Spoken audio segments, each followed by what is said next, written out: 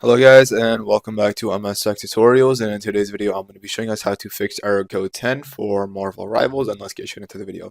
So the cause of this is any type of like network issue. So what you can do is just go ahead and restart your Wi-Fi router, and you can do that by just unplugging the power cord from the router, waiting about 30 seconds to a minute, and then plugging it back in, and then connecting back to your network. And I highly recommend restarting your PC right after as well.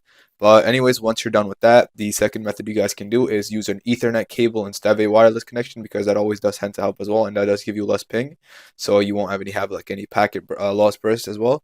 So yeah, and then another thing you guys can do is in game, just make sure you're not using like max settings, because if that does lower your FPS, that could also have like like cause connection issues as well. So just maybe have like a smoother gameplay, just have less or have like medium to low settings. But anyways, yeah, and that should be it for the video. It's mainly connection issues, so if you fix that, you guys are good to go. And yeah, so that is it for the video. Thank you guys for watching. Make sure to give the video a thumbs up, subscribe to the channel, and have a great day.